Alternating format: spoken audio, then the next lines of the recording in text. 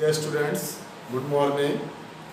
हाँ, आपको मैं digestive system, human digestive system and absorption पढ़ाया हुआ था और उसमें थोड़ा आपका पहुंच गया था। हम लोग बक्कल कैविटी पढ़ लिया था, इसमें टीथ, टंग, इन सब के बारे में बताया था। अब उसी के आगे आपका कंटिन्यू होते हुए अब आता है आपका firings.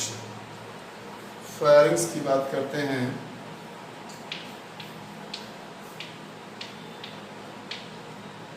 Firings, gracing,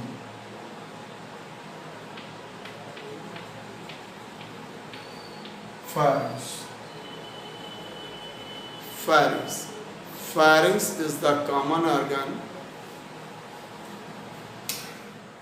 Pharynx is the common organ for food passage and air passage.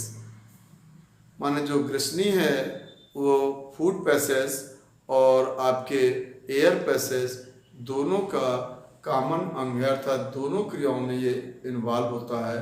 माने रेस्पिरेशन एंड फूड फीडिंग, माने आपका न्यूट्रिशन, दोनों के लिए कॉमन ऑर्गन का नाम है firings. Firings is the common organ. तो फायरिंग्स क्या है? Firings is the common organ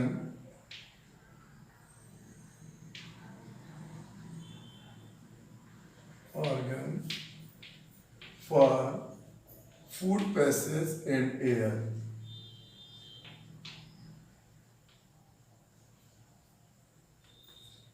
and air passage, तो दोनों का एक कॉमन ऑर्गन है आपका क्या? फायरिंग्स। इसकी ऑरिजिन होती है एंडोडर्मल, ऑरिजिन एंडोडर्मल, एंडोडर्मल। फिर बात करते हैं तो आपका pharynx is about 12 to 13 centimeter long. Pharynx distinguished in three part.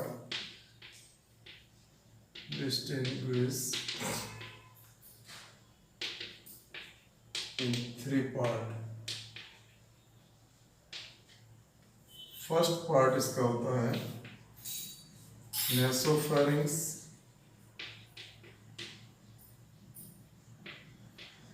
Second part होता है ओरोफेरिंक्स और थर्ड पार्ट होता है लैरिंगोफेरिंक्स। अच्छा, अब आप इसको देखिए, हिंदी में मैं रिपीट कर रहा हूँ।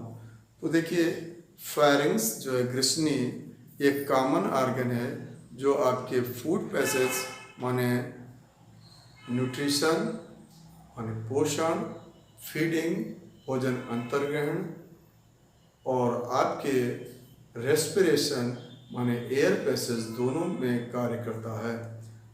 इसकी उत्पत्ति क्या होती है? एंडोडर्मल, माने एंडोडर्म से ड्राइव होता है। फिर फायरिंग्स आपका लगभग 12 से 13 सेंटीमीटर लंबा चैम्बर नुमा होता है। फायरिंग्स डिस्ट्रीब्यूशन थ्री पार्ट, जो फायरिंग्स है वो 3 भागों में विभेदित है। अपर पार्ट कहलाता है नेसोफेरिंग्स, फिर होता है ओरोफेरिंग्स माने नासाग्रसनी, मुखग्रसनी और लैरिंगोग्रसनी, स्वर ग्रसनी। तो 3 ग्रसनी बन जाती हैं। तो आपकी नासाग्रसनी और मुखग्रसनी और आपकी लैरिंगो माने स्वर ग्रसनी, तो 3 आपके पार्ट हो जाते हैं। अब आपका पहला पार्ट आता है नेसोफेरिंग्स। पहला पार्ट आता है नेसोफेरिंग्स।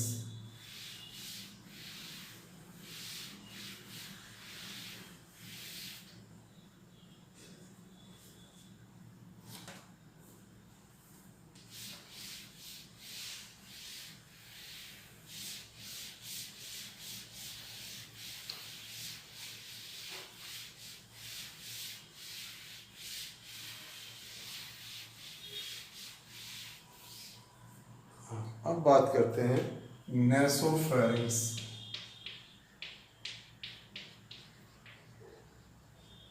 जिसे हम बोलते हैं नासाग्रसनी।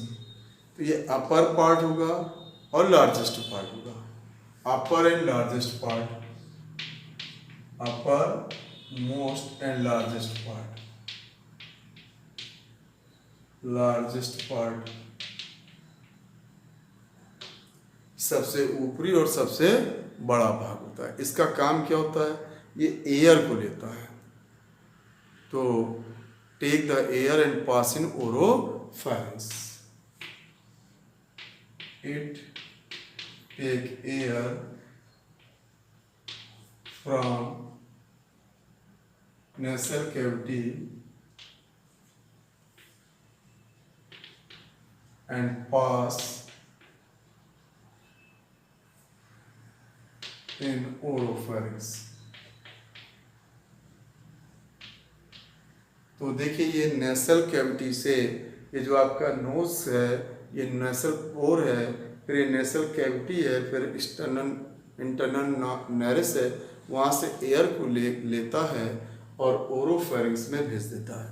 यहाँ पर एक और चीज़ होती है, यहाँ पर जो लाइनिंग होती है वो सीलिएटेड सीडोस्ट्रेटिफाइड कॉलमनर एपिथेलियम होती है। यहाँ पर लाइज सीलिएटेड ग्लैंडुलर सीडोस्ट्रेटिफाइड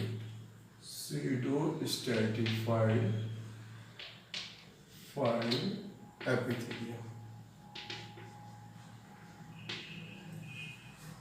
फिर देखिए इसमें एक और बात देखते हैं, यहाँ पर रहता है यूस्टैचियन ट्यूब। तो यूस्टैचियन ट्यूब यहाँ से राइज होगी, यूस्टैचियन ट्यूब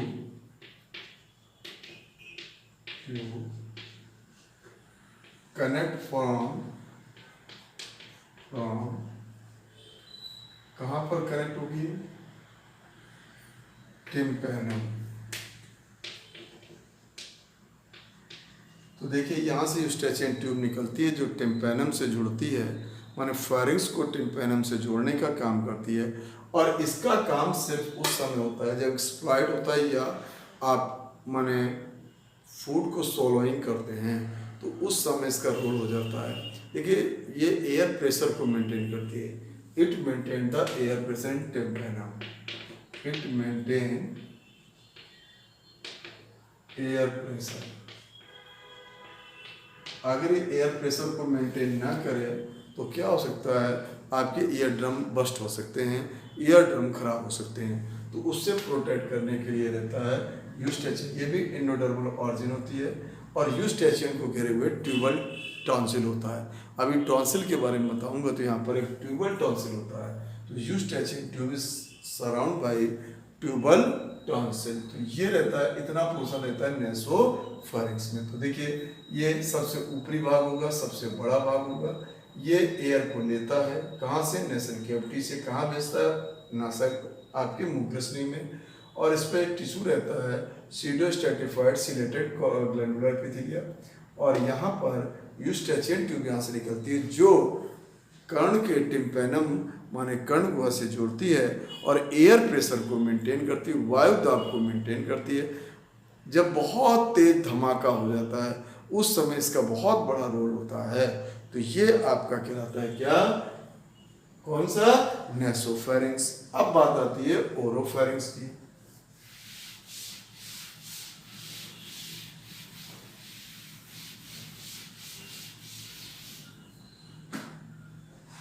ओरोफेरिंक्स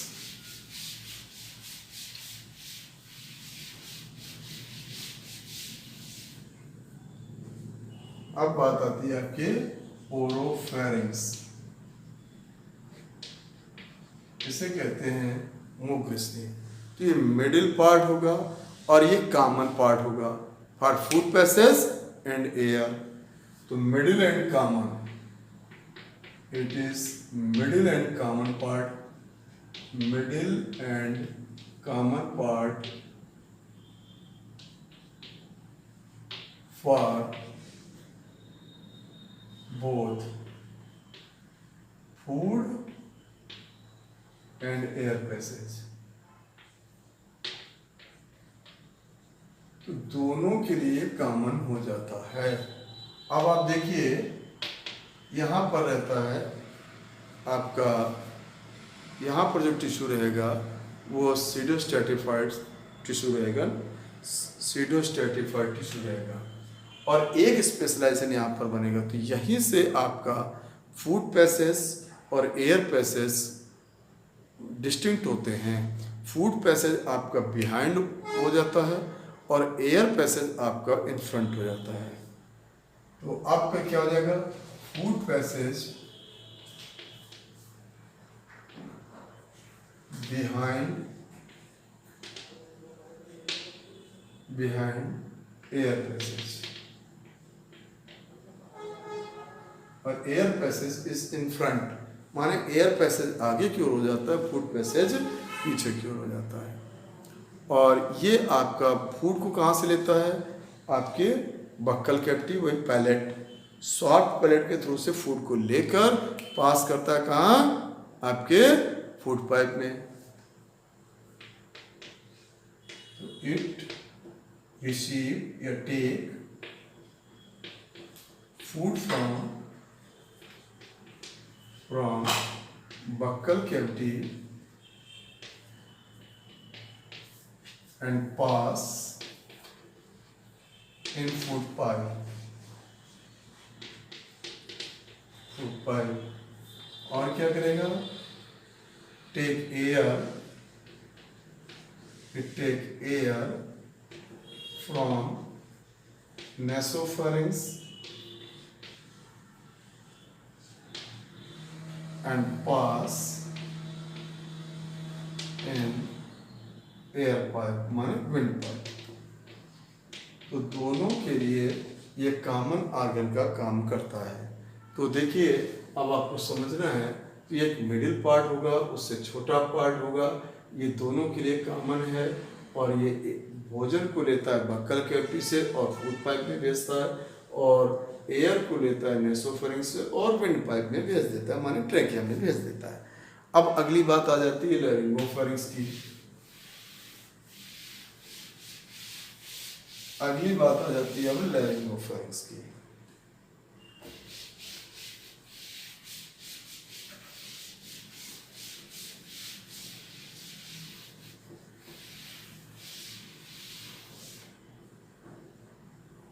लैरिंगोफेरिंक्स की बात करेंगे। Smallest and lower most part होगा, स्मॉलेस्ट है एंड लोअर मोस्ट है। तो सबसे छोटा और सबसे नीचे का भाग है स्मॉलेस्ट एंड लोअर मोस्ट भाग। यहाँ से दो ओपनिंग होती हैं, एक गलट और एक glottis. It includes gullet and glottis। Gullet जो होगी वो ओपनिंग होगी फूड पाइप में, gullet is opening of food pipe, open in food pipe oesophagus.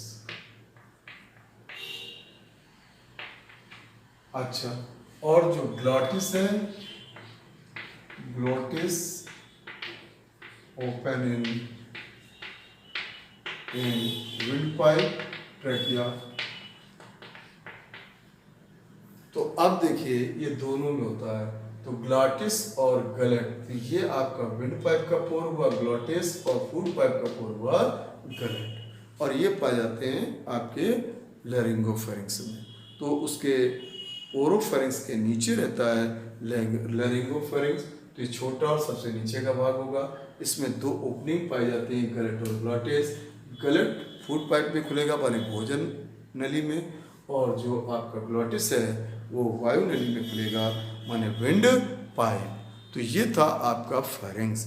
Pharynx part पर ही एक होता है वॉल्डेयर रिंग, ये रिंग लाइक स्ट्रक्चर बनाता है, ये डिफेंस के लिए काम करता है, इन्हें टॉन्सिल कहा जाता है। तो 4 प्रकार के टॉन्सिल होते हैं, 4 type tonsil, they form the Waldeyer ring. देखिए यहीं पर वाल्डेयर रिंग बता देता हूं मैं आपको।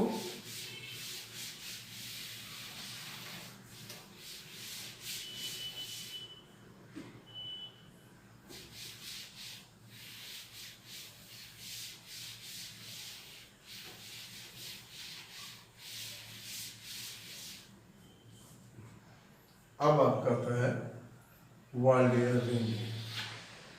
ये देखिए वाल्डेयर रिंग कहलाती है, रिंग मतलब टॉन्सिल है ये।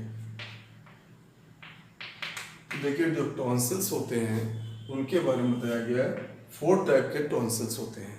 How many kinds? 4 टाइप्स। तो 4 टाइप के टॉन्सिल होते हैं। पहला टॉन्सिल आपका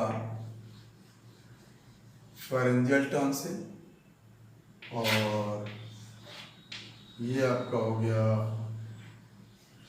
लिंगुअल टॉन्सिल, ये हो गया आपका पैलेटाइन टॉन्सिल, और ये हो गया आपका ट्यूबल टॉन्सिल।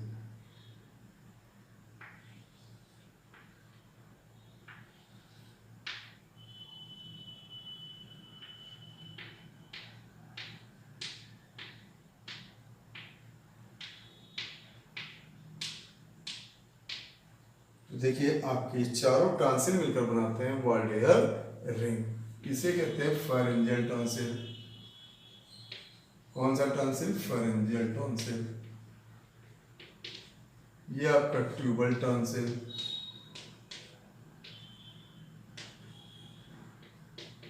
ये आपका यूस्टेचियन है, यूस्टेचियन ट्यूब अभी आपको बताया था, और ये पैलेटाइन हो गया, टाइन टॉन्सिल,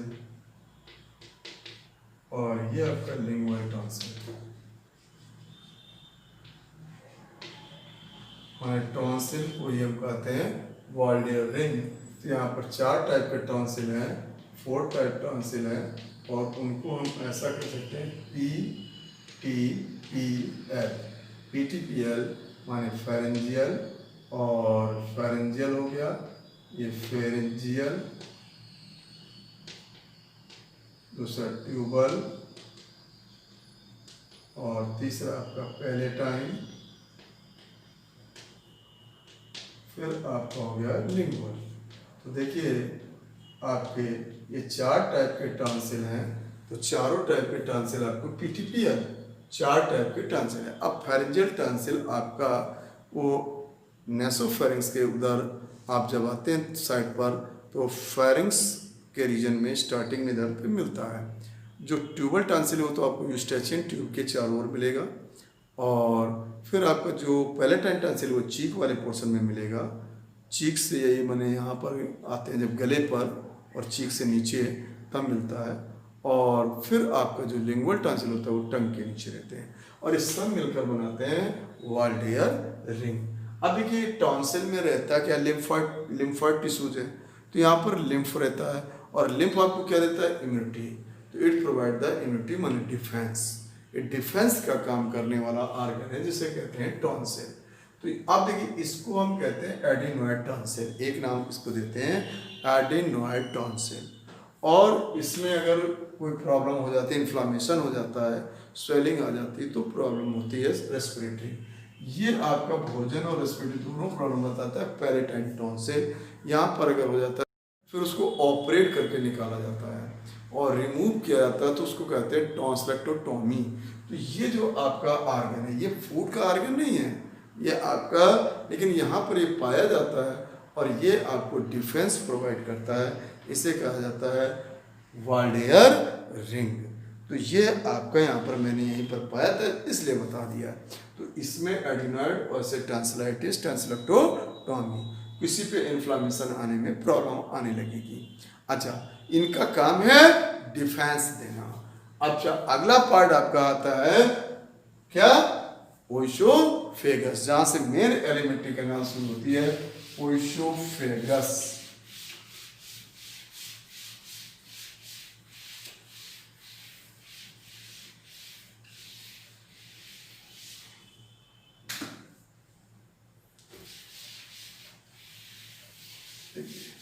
अब आपको मैं ओइसोफेगस, जब मैंने एलिमेंट्री कैनाल का बड़ा वाला डायग्राम बनाया था तो बताया था, लेकिन फिर से आप देखिए तो ओइसोफेगस एक पाइप है। ये ओइसोफेगस क्या है, एक पाइप के रूप में आया, अबाउट 25 सेंटीमीटर लॉन्ग होगा और ट्यूबलर होगा, और ये ओपन कहाँ होता है आके, तो ये एक जे शेप के स्ट्रक्चर में ओपन होता है जिसको हम कहते हैं स्टमक। ये स्टमक है और ये आपका ओइसोफेगस है, जहां पर ये फेरिंग्स की यहाँ पर गलट से इधर ओपनिंग इसकी ऐसे आएगी और ये फूड को यहाँ छोड़ेगा, यहाँ पर कार्डियक स्फिनेक्टर होगा, कार्डियक स्फिनेक्टर या गैस्ट्रोओइसोफेजियल स्फिनेक्टर भी बोलते हैं इसको, या कार्डियक स्फिनेक्टर है, या इसको हम बोलते हैं गैस्ट्रोओइसोफेजियल, माने ओइसोफेगस और गैस्ट्रिक पार्ट में खुलता है, ये गैस्ट्रम होता है, गैस्ट्रिक पार्ट स्टमक होता है।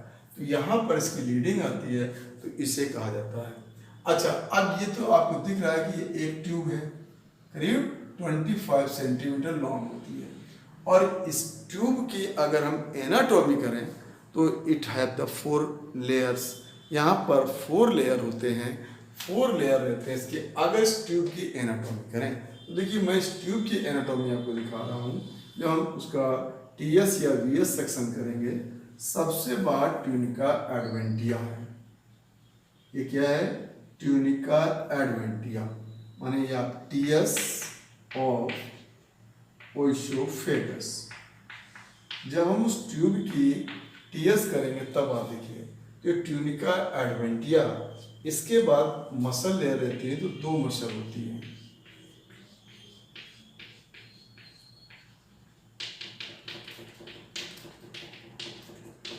अब ये आपके सामने मसल लेयर दे रहा हूं मैं,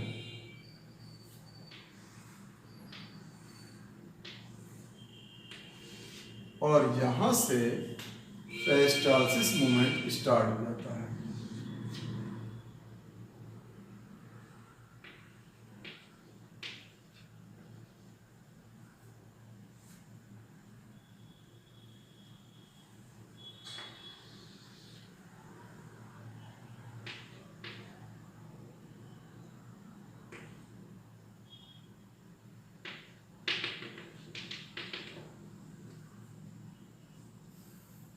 फिर से मसल लेयर,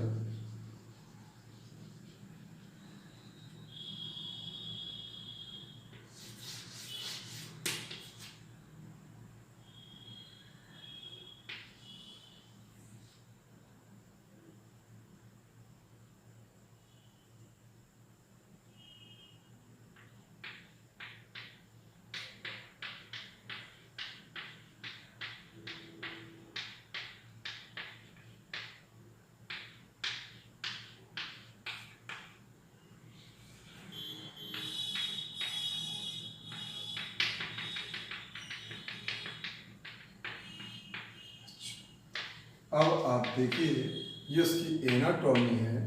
अब जब हम एनाटॉमी बनाते हैं तो इस टाइप से हो जाता है। अब इसमें देखिए 4 लेयर हैं, कौन कौन से, तो अब देखिए इसको कहते हैं ट्यूनिका, यहाँ पर एडवेंटिया, बाकी सब जगह इसी को कहते हैं सिरोसा। ट्यूनिका एडवेंटिया बोलते हैं यहाँ पर। क्यों बोलते हैं, क्योंकि यहाँ पर रिलेटेड रहते हैं। ये एक ऐसा पार्ट है जिसमें स्ट्रिएटेड मसल्स का संबंध होता है, माने स्केलेटल मसल से जुड़ा होता है। बाकी सब में अनस्टेटेड मसल ही रहती है। जितना भी एलिमेंट्री कैनाल के पार्ट है सब में अनस्टेटेड मसल्स का संबंध होता है। यहाँ पर स्केलेटल मसल का संबंध होता है और ये हार्ड रहता है।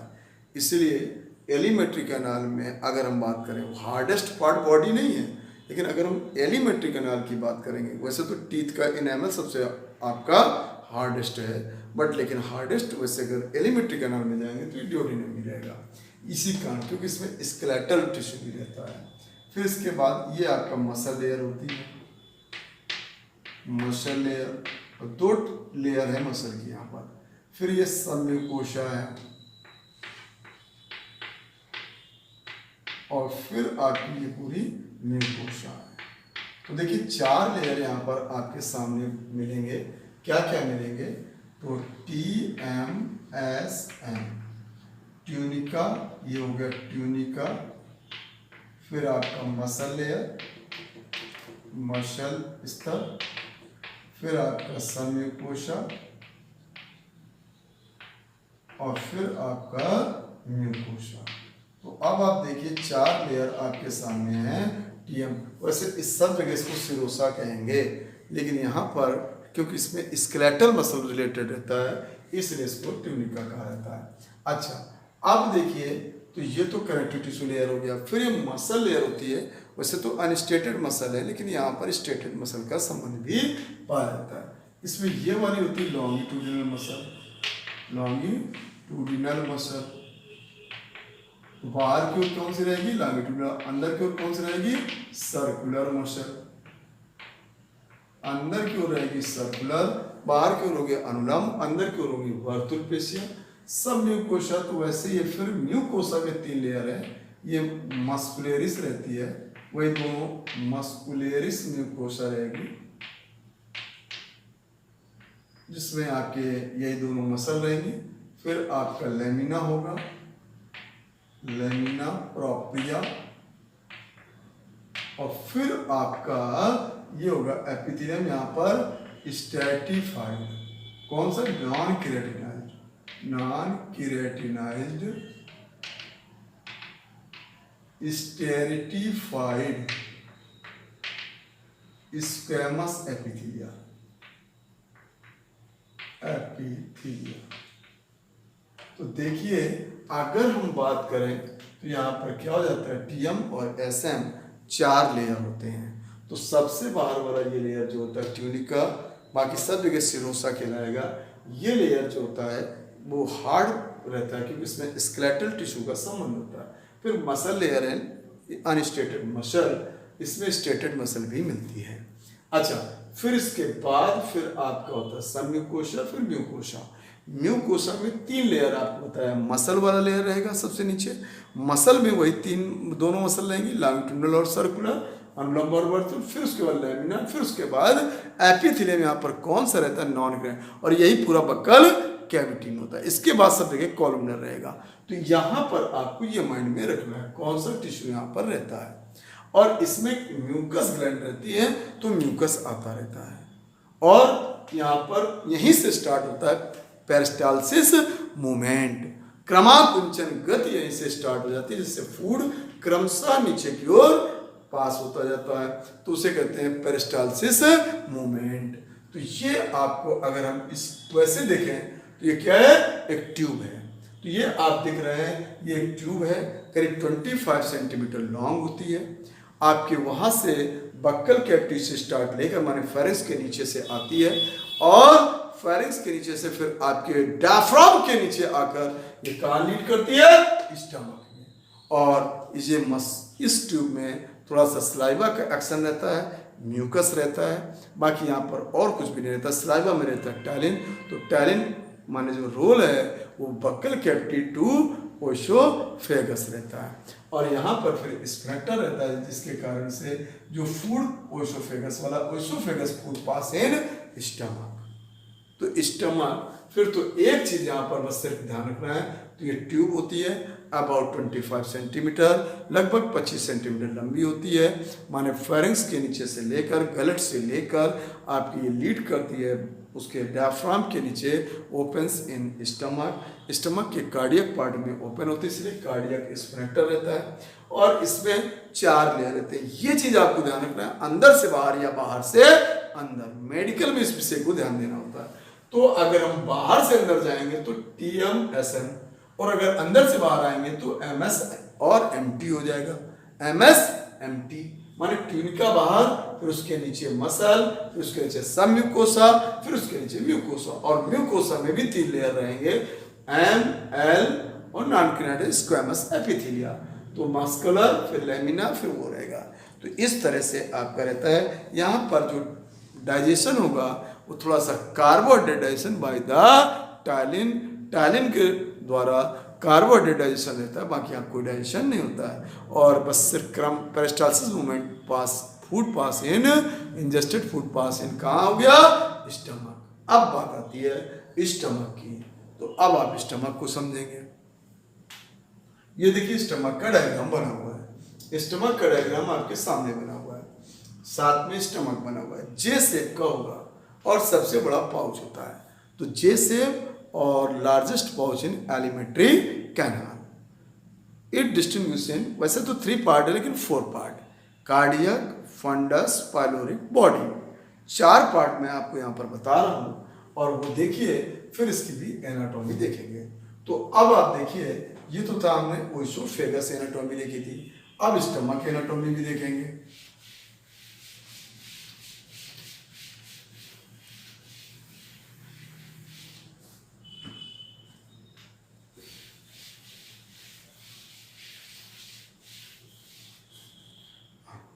तो अब आप देखिए, ये वाला जो पोर्शन है वो है आपका फंडस, फंडिक, फंडस।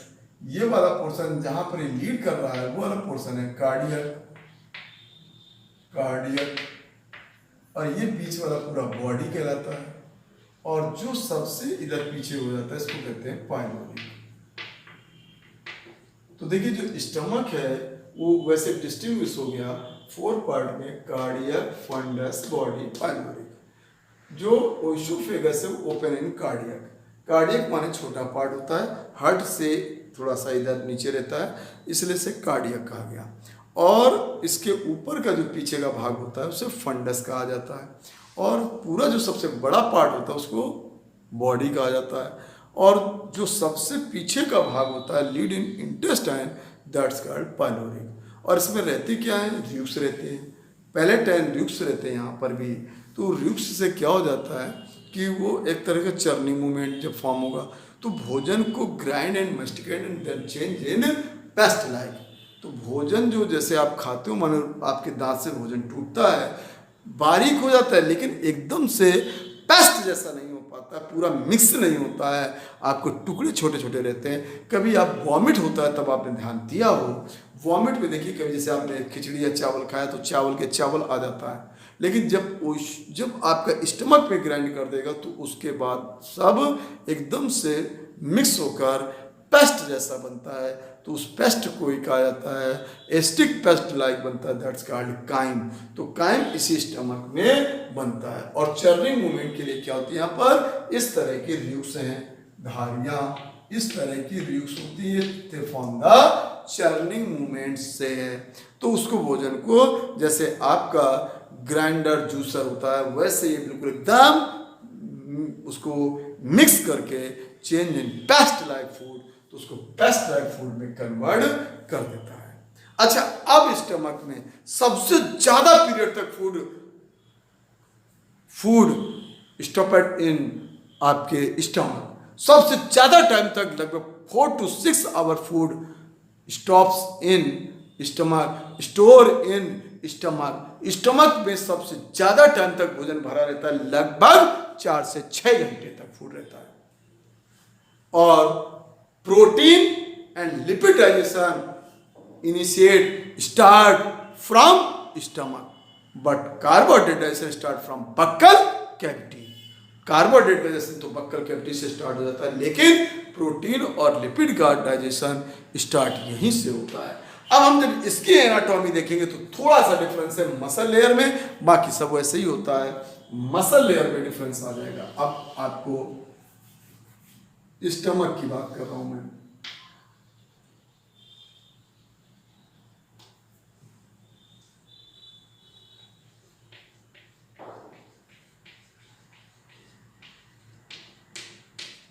अब ये देखिए स्टमक एनाटॉमी है, पहले मैंने आपको उसकी एनाटॉमी बताई थी।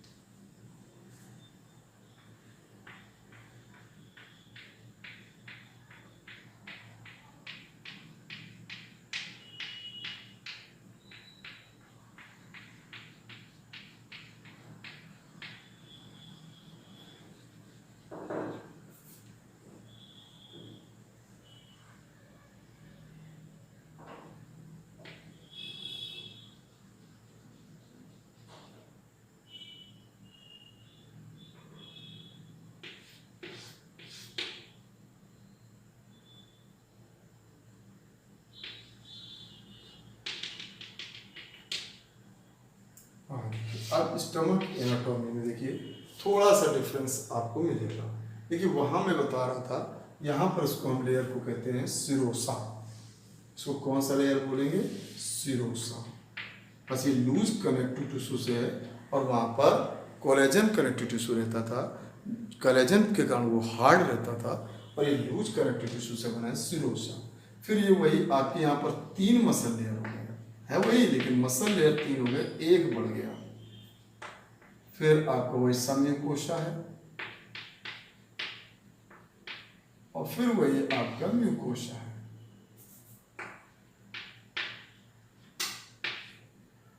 फिर आपका ये म्यूकोशा। अब आप देखिए, अब यहाँ पर आपके 3 मसल हो जाएंगे। ये लॉन्गिट्यूडिनल मसल लेयर, ये सर्कुलर मसल, और एक और मसल होती है जिसके कारण थिकस्ट हो जाता है, इसे कहते हैं ऑब्लिक मसल। और एक चीज है, इसके सर्कुलर और लॉन्गिट्यूडिनल के बीच पे ऑर्बैक प्लेक्सस, और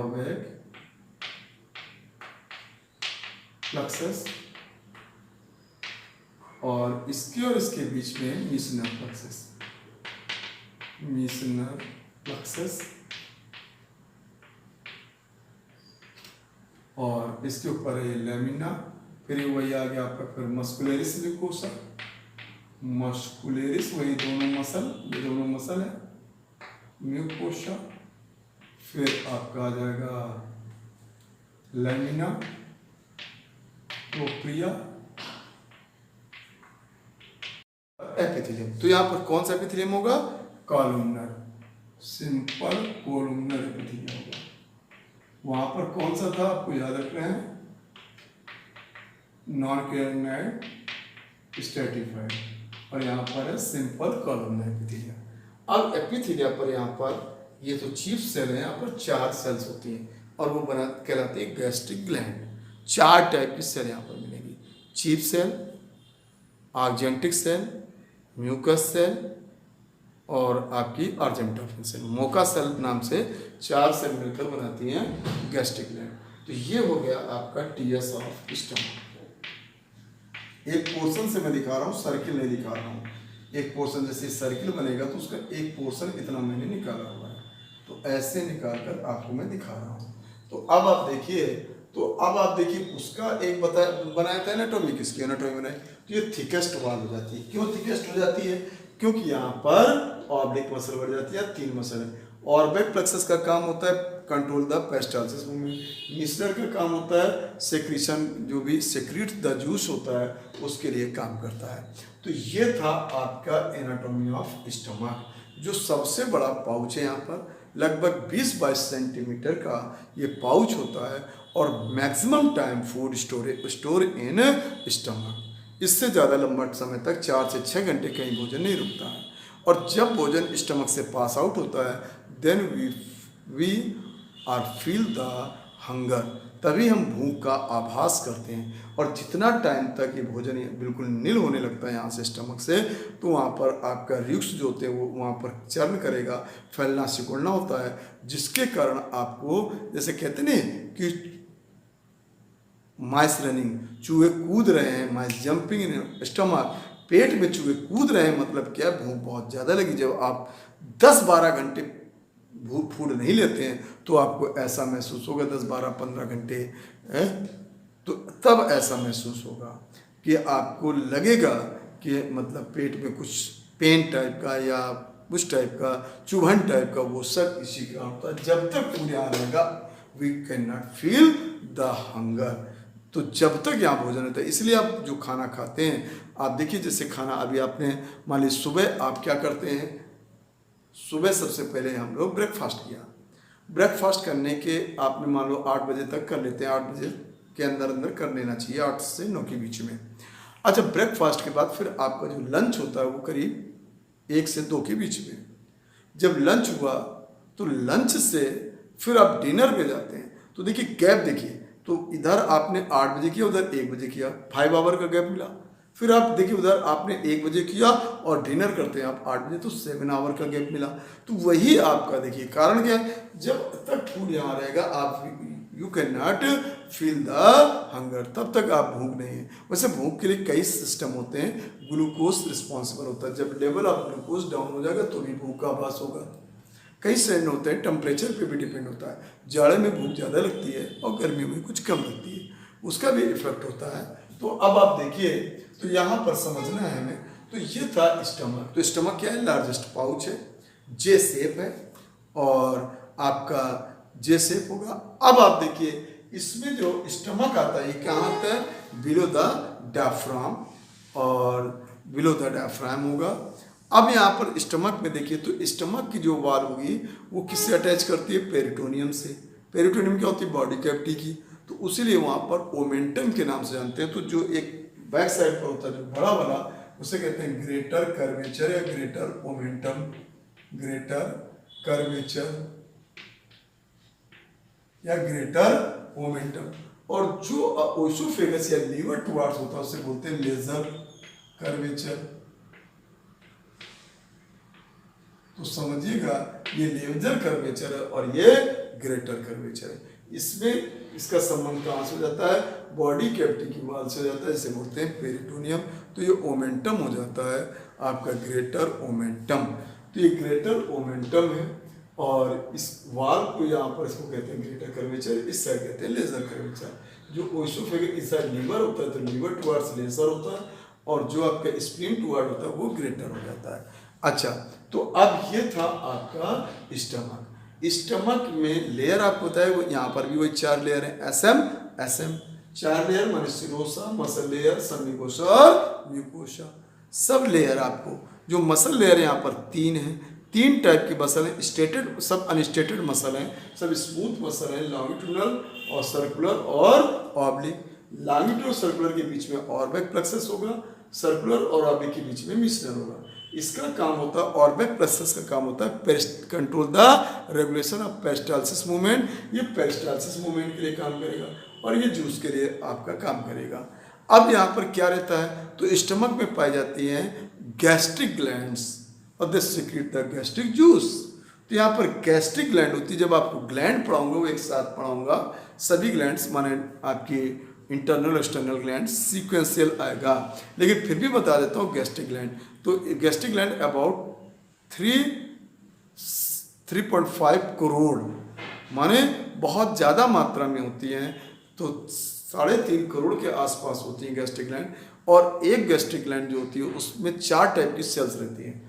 गैस्ट्रिक ग्लैंड वो आपका tubular, simple tubular connective tissue रहता है, वो रहता है एपिथेलियम टिश्यू का ही फॉर्म है ग्लैंड्स। तो अब आप देखिए वहाँ पर जो ग्लैंड्स आती हैं वो 4 टाइप की सेल रखती हैं। पहली सेल होती है म्यूकस सेल। म्यूकस सेल से क्या आएगा, म्यूकस आएगा। म्यूकस क्या होता है, तो म्यूकस एक आपका कार्बोहाइड्रेट और प्रोटीन का मिक्सिंग मटेरियल होता है और वो लाइज ओवर ऑन आपकी स्टमक वाल के ऊपर एक लाइनिंग बना देता है, जिससे क्या हो जाता है, protect from layer to HCl। HCl किससे वाल को प्रोटेक्ट करने का काम कर देता है, नहीं तो HCl जो होता है वो डिजॉल्विंग होता है, उससे सब चीज़ गल जाएगी, तो वहाँ पर प्रोटेक्शन का काम होता है। ये भी आया था पिछले साल क्वेश्चन नीट में। तो उसकी लाइस रहती है क्या, म्यूकस वाल, और म्यूकस का जो लेयर होता है वो किससे प्रोटेक्ट करता है, HCl से। तो एक सेल आपको होती है म्यूकस सेल, मोका सेल होती है। दूसरी ऑक्जियंटिक, उन्हें हम पैराइटल सेल भी बोलते हैं। ऑक्जियंटिक सेल जो होती है वो आउटसाइडर थोड़ी होती है और उसी से आता है HCl। Oxyntic cell secrete the HCl और ऑक्जियंटिक सेल से सेक्रेट एक HCl आता है और वहीं से आता है Castle intrinsic factor. Castle intrinsic factor क्या होता है, विटामिन B12 के एब्जॉर्प्शन को इंड्यूस करता है, बढ़ाएगा, विटामिन B12 को ये एब्जॉर्ब कर लेगा, उसके साथ में आपका लिपिड सॉल्युबल विटामिन और वो सब हो जाते हैं। तो कैसल इंट्रिंसिक फैक्टर जो होता है लिपिड वाला में काम करता है और विटामिन B12 के लिए।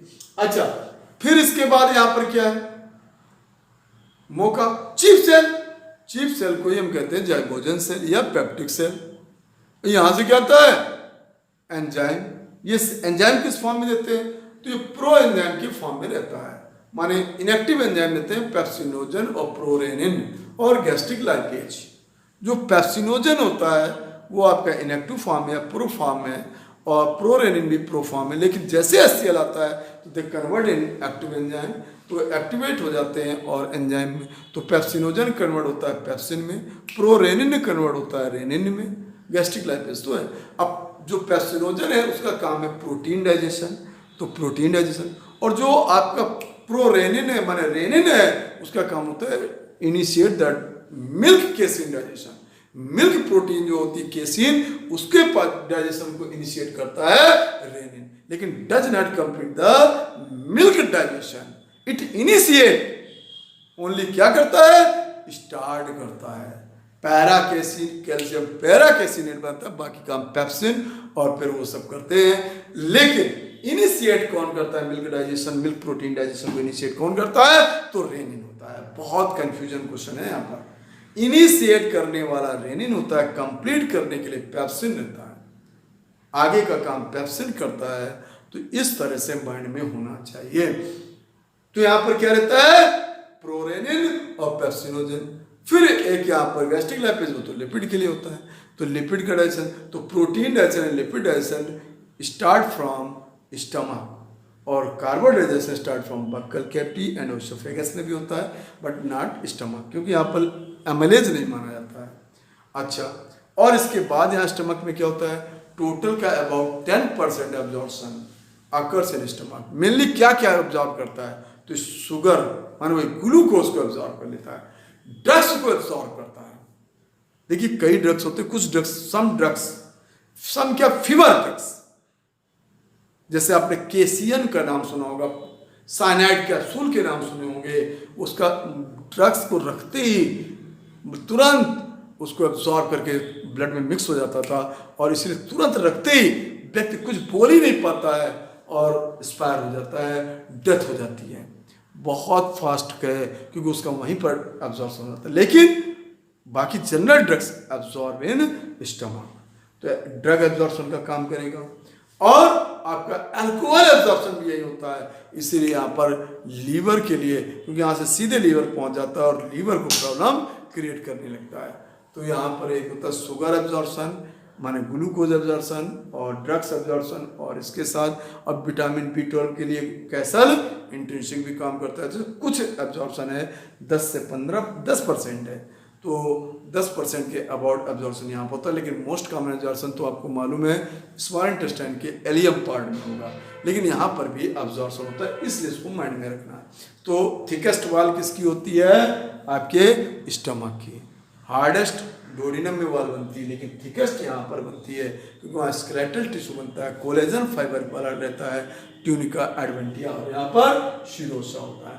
ये आपका ग्रेटर कर्वेचर है, ये आपका लेजर कर्वेचर है, यहाँ पर रिब्स हैं जहाँ से चर्निंग मूवमेंट होता है। तो अब क्या है, जब चर्निंग मूवमेंट होता है और इससे HCl आया, तो HCl कैसा होता है, एसिडिक होता है, और फूड को बिल्कुल एकदम यहाँ पर ग्राइंड करके एकदम मिला करके और एकदम कैसा बना देता है, तो लाइक ए पेस्ट हो जाता है। Food become like a paste, that is called paste like acidic food, that is called crime.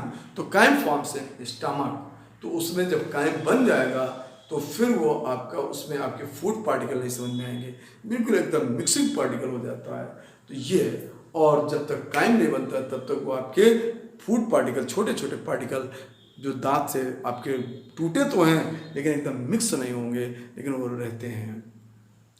तो इस तरह से आपका, तो और चर्निंग मूवमेंट को रेगुलेट करता है ये कौन सा, और बैकप्लेक्सस। तो इसकी लेयर आपको बताया, और ये बताया स्टमक बताया, यहाँ पर गैस्ट्रिक ग्लैंड्स होती हैं वो बताया, गैस्ट्रिक ग्लैंड्स का बाकी एंजाइमेटिक डिस्क का पूरा डिस्क्रिप्शन आपको ग्लैंड्स वाले टॉपिक में होगा, जब यहाँ पर इसके हम ग्लैंड्स पढ़ेंगे, सब एक साथ ग्लैंड्स पढ़ेंगे।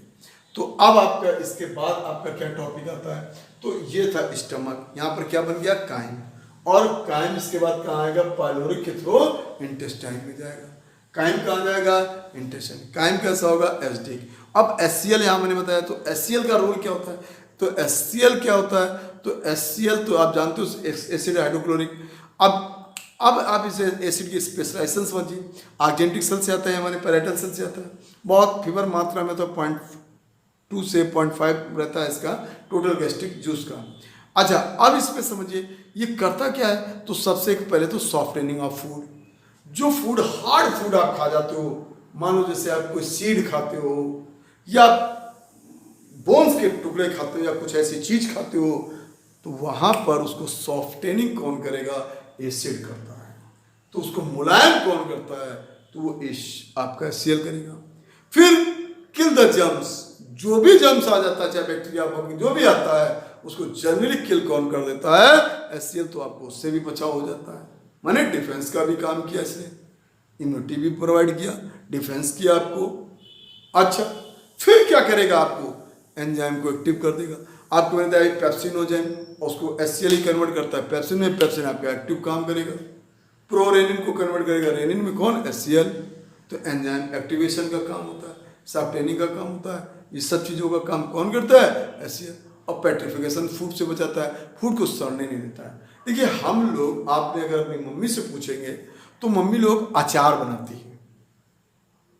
अचार में क्या होता है, मान लीजिए जैसे कच्चा आम लेते हैं, तो जो अनराइप मैंगो है या लेमन है या जो भी चीज़ है, उसको सिर्फ एस्टिक एसिड में डाल देते हैं, जिसको हम लोग विनेगर या सिरका बोलते हैं।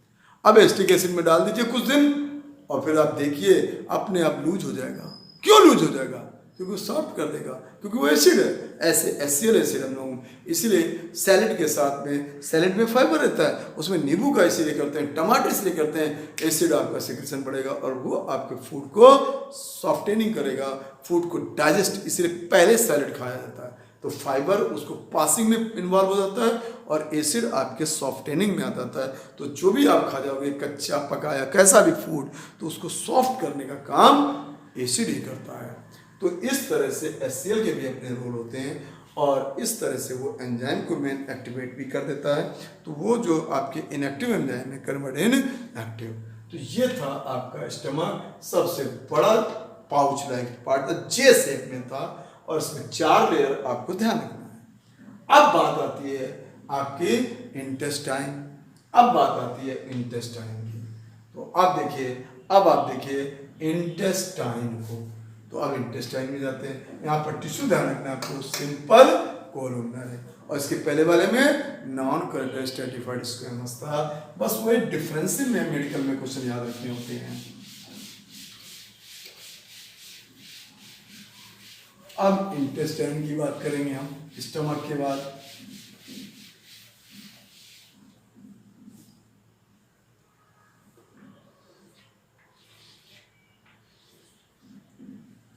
अभी मैं आपको स्मॉल इंटेस्टाइन, हाँ, तो देखिए इंटेस्टाइन की जब हम बात करते हैं तो आपको बताया था मैंने पहले वाले डायग्राम में 3 पार्ट होते हैं। ये होता है डोडिनम, डुओडिनम, फिर होता है ये आपका जेजुनम, फिर होता है ये इलियम। तो अब देखिए ये स्मॉल इंटेस्टाइन। देखिए intestine distinguish in 2 part, small intestine and large. Small intestine distinguish in 3 part, duodenum, jejunum, ileum. और large intestine distinguish in 3 part, caecum, colon, rectum. तो इस तरह से इंटेस्टाइन में टोटल 6 पार्ट हो जाते हैं। अब आप देखिए इंटेस्टाइन को, तो इंटेस्टाइन में आपको क्या क्या रहता है, पहले आपको मैं इंटेस्टाइन का एक चार्ट बनाता हूँ, फ्लो चार्ट। इंटेस्टाइन, आंत्र,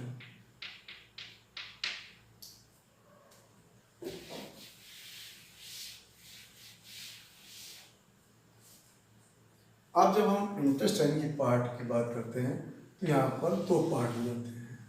लगभग इंटेस्टाइन आपकी 7.5 मीटर लॉन्ग होती है और इसमें 2 पार्ट हो जाते हैं। आपका एक स्मॉल इंटेस्टाइन,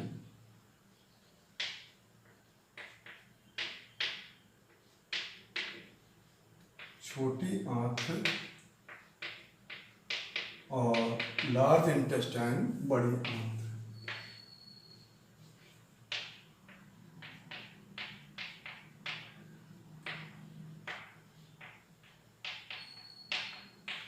अब छोटी आंत में आपके 3 पार्ट होते हैं, डुओडेनम माने ग्रहणी,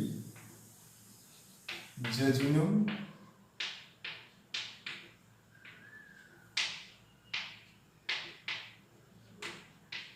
और इलियम।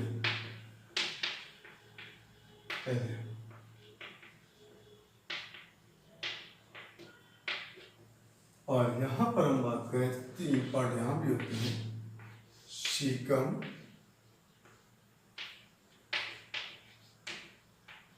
कोलन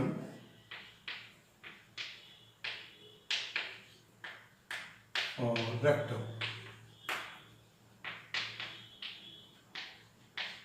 सबकी मैं लेंथ यहाँ पर लिख देता हूँ।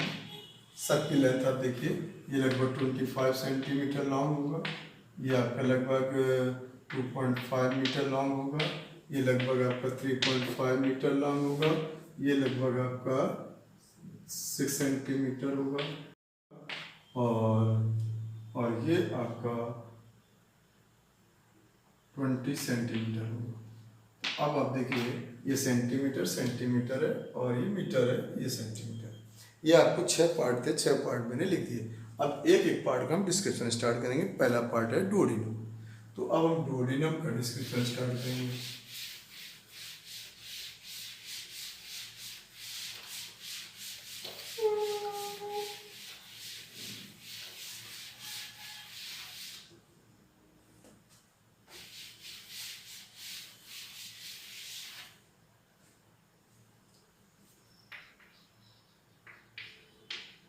देखिए, डुओडेनम आपका जो होता है लगभग अबाउट 25 सेंटीमीटर लॉन्ग, ट्यूबुलर, और ये हो जाएगा आपका यू शेप। तो इसमें सी शेप भी कहीं कहीं लिखा रहता है, तो आपका लगभग सी शेप दिखता है लेकिन होता है यू शेप। तो आपका क्या होगा, 25 centimetre long, tubular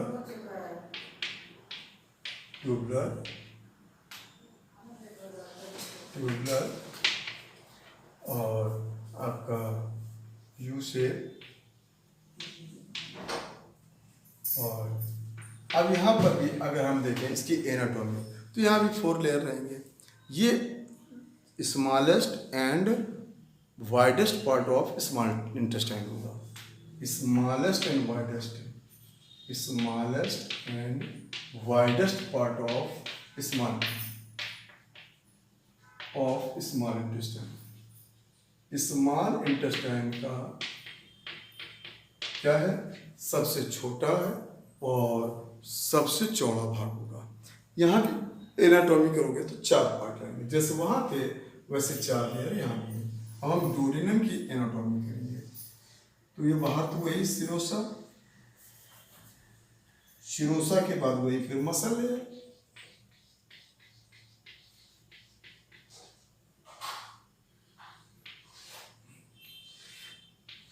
same to same वही सब चलना है, आपको कहीं कुछ चेंज नहीं होना है।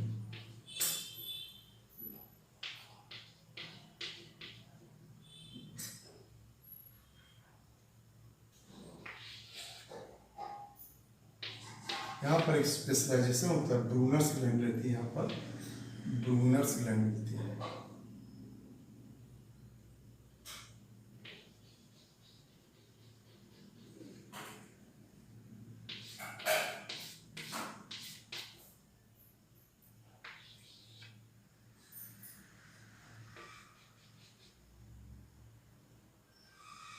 अब देखिए, इसमें थोड़ी विली आ जाएंगी, ज़्यादा बड़ी तो नहीं रहती हैं, लेकिन विली अभी तक नहीं थी, लेकिन यहाँ पर विली आ जाएंगी। विली की पहचान यहाँ पर आ जाती है।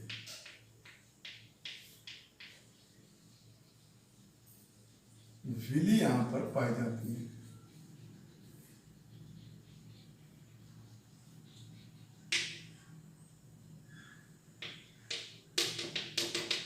अब आप देखिए, तो डिफरेंसिंग आपको समझ में आ जाएगा। ये आपका है वही सिरोसा, ये आपका वही है मसल लेयर, और ये आपका वही सम्यूकोशा, और ये आपका वही म्यूकोशा। अब यहाँ पर देखिए, तो यहाँ पर वही लॉन्गिट्यूडिनल मसल, लॉन्गिट्यूडिनल मसल, फिर वही सर्कुलर, देखिए यहाँ पर ऑब्लिक नहीं होगी, ऑब्लिक केवल स्टमक में होती है, ध्यान रखेंगे। ये फिर आपका समम्यूकोसा, यहाँ पर एक चीज ध्यान रखिएगा, ब्रूनर्स ग्लैंड, ये ग्लैंड अन्य कहीं नहीं है, ब्रूनर्स ग्लैंड ये इस पे होती है। फिर वही मस्कुलरिस म्यूकोसा, मस्कुलरिस म्यूकोसा,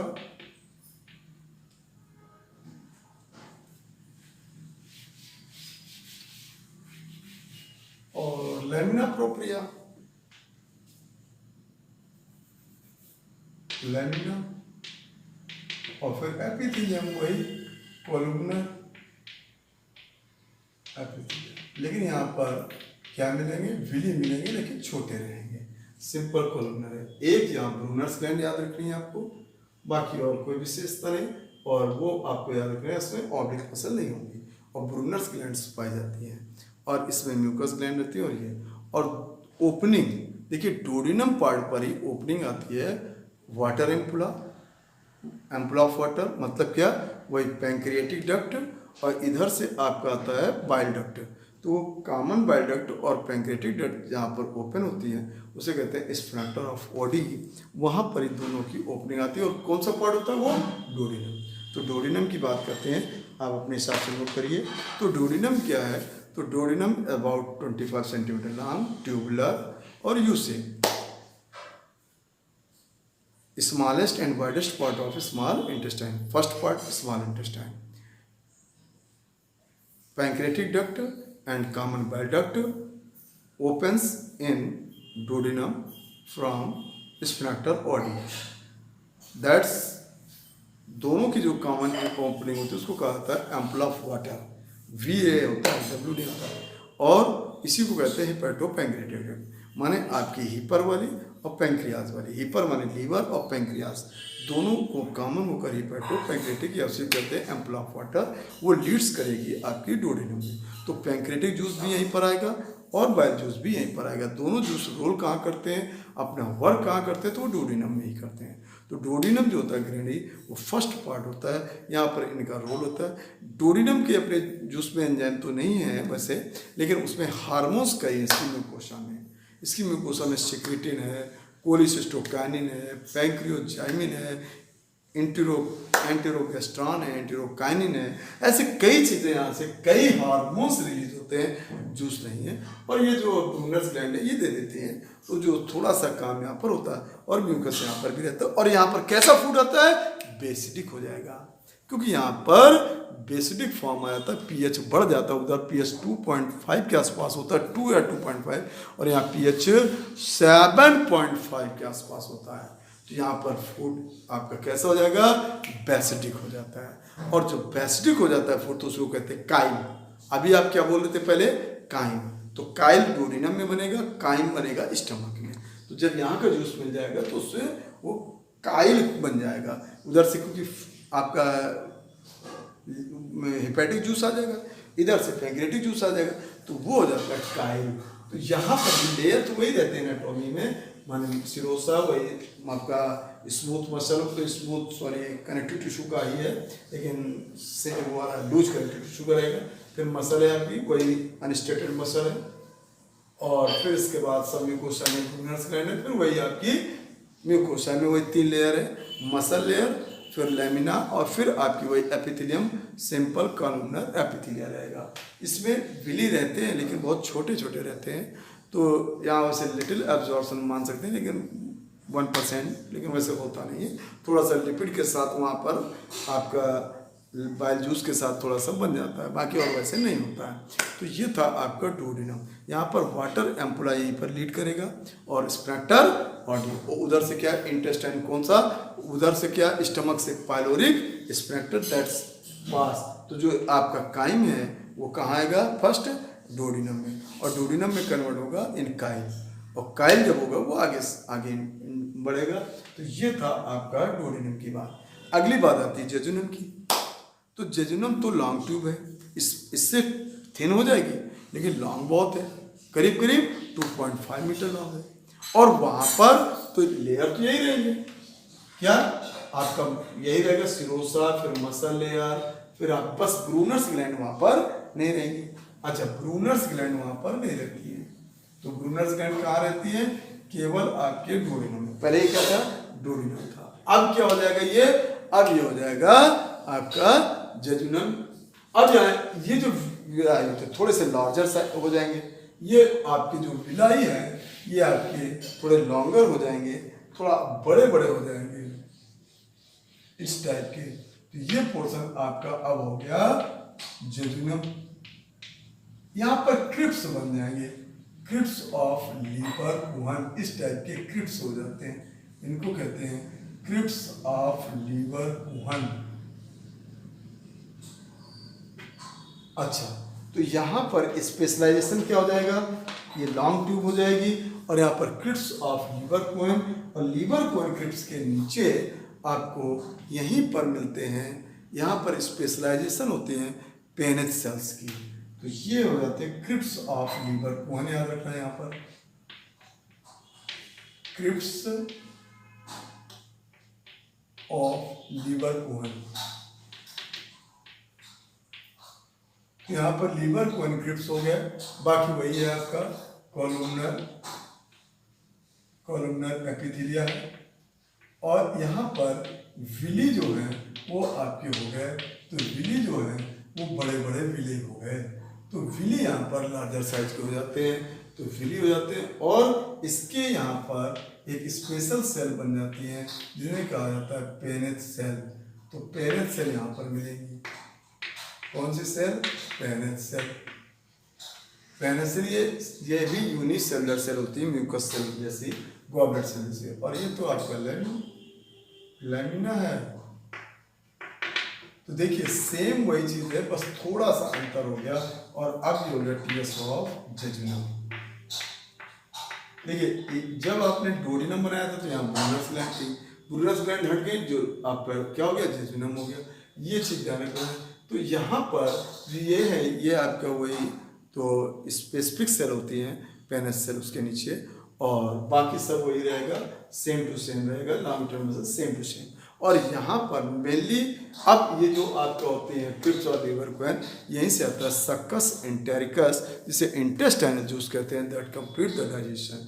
जो मेनली डाइजेशन पूरा होता है, फूड डाइजेशन जो मेनली होता है वो जेजुनम के इसी से होता है। इसमें एक जूस निकलता है, उसको सक्कस एंटेरिकस या उसे इंटेस्टाइनल जूस कहते हैं, और उसी से आपका डाइजेशन कंप्लीट होता है। तो ये आपका यहाँ पर ध्यान रखना है।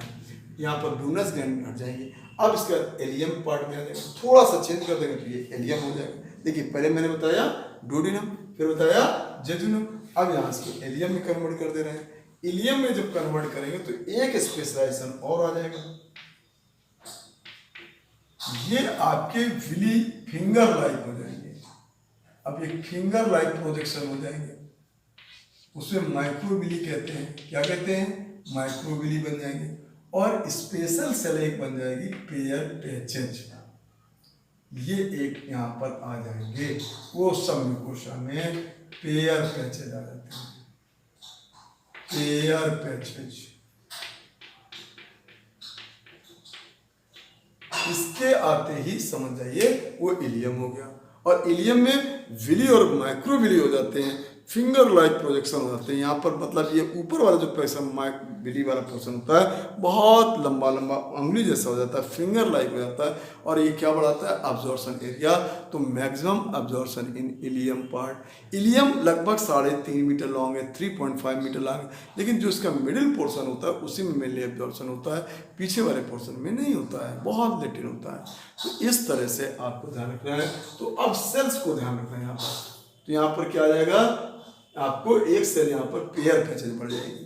यही सेल का आपको होता है बिडाल टेस्ट के लिए भी समझते हैं, जैसे आपको टाइफाइड टेस्ट, तो यही इसमें इन्फ्लामेशन आता है।